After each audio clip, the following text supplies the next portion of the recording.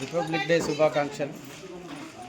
ఈరోజు republic day కాబట్టి స్వాతంత్రానికి సంబంధించింది కాబట్టి 1 నిమిషం 2 నిమిషాలు దానికి సంబంధించి మాట్లాడుతున్నాం. మన దేశం అమెరికా వాళ్ళు ఏ ఫర్ యాపిల్ చదవక ముందు మన దగ్గర యూనివర్సిటీస్ ఉండేవి. మీరు హిస్టరీ కల్చర్ చదివితే తెలుస్తుంది.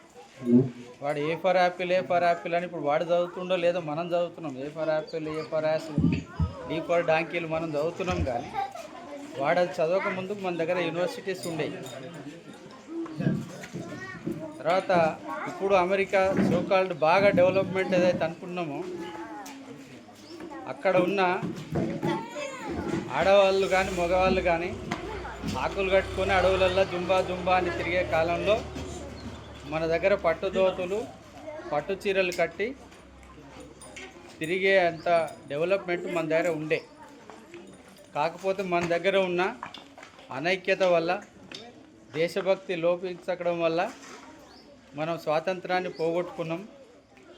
మరి ఎంతో మంది, కొన్ని లక్షల మంది చనిపోయిన తర్వాత వాళ్ళ త్యాగ ఫలంతో మనం ఈరోజు స్వాతంత్ర భారతంలో ఉన్నాం.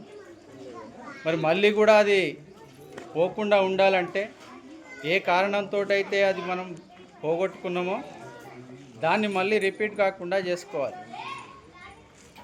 దాంట్లో ఒకటి మనం అంతా ఐకమత్యంగా ఉండడం, దేశభక్తిని కలిగి ఉండడం. మరి దేశభక్తిని కలిగి ఉండడం అంటే ఏందనేది ఇక్కడ క్వశ్చన్. దేశభక్తిని కలిగి ఉండడం అంటే జెండా ఎగరేసి జనగణమన చదివినాం అని కూడా అనుకుంటాం అంతే.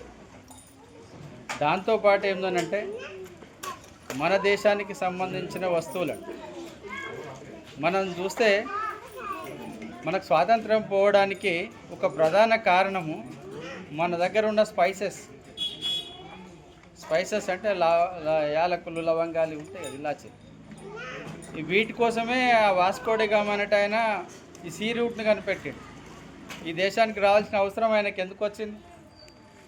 ఈ మధ్యలో అరబులు ఉండి వీళ్ళు డబ్బులు కలెక్షన్ చేస్తున్నారు. మధ్యలో వాళ్ళని అవాయిడ్ చేయడానికి ఈ సీ రూట్లో ఇక్కడికి వచ్చారు స్పైసెస్.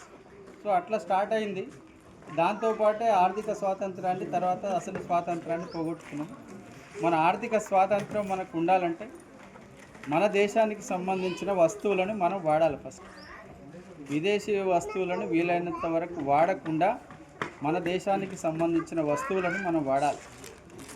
మన దేశానికి సంబంధించిన కల్చర్ ఏదైతే ఉందో మన కల్చర్ని మనం కాపాడుకోవాలి. మొన్న మనం ఈ మధ్య చూసినాం ఏంది, ఒక సినిమా, రామ్ చరణ్ సినిమా, ఆయన వాళ్ళ బావ పుష్ప సినిమాకు అంటే ఎంతమంది అయితే వ్యూ చేసిరో అంతమందిలో ఒక 5% 1% కూడా ఇండియన్ ఆర్మీకి సంబంధించిన దేనన్నా వ్యూ చేయరు. ఆ క్రేజీ వాళ్ళకి ఎంత ఉందంటే వాడు ప్రాణాలు తీసేంత ఉంది. ఒకరు ప్రాణాలు తీసేంత క్రేజీ. అంటే వాడు చిన్నపిల్లోడు, వాడికి తెలియదు, అమ్మ నాన్నకు తెలుసు కదా. వీళ్ళు కూడా వాడి సపోర్ట్ చేసి తీసుకుపోయారు. అంటే ఏ వైపు వెళ్తున్నాము? పేరెంట్స్ పిల్లోడిని గైడ్ చేయాలి. వాళ్ళకి తెలియదు, వాడికి ఆ మూమెంట్లో ఏది మంచిగా అనిపిస్తే అది చేస్తారు.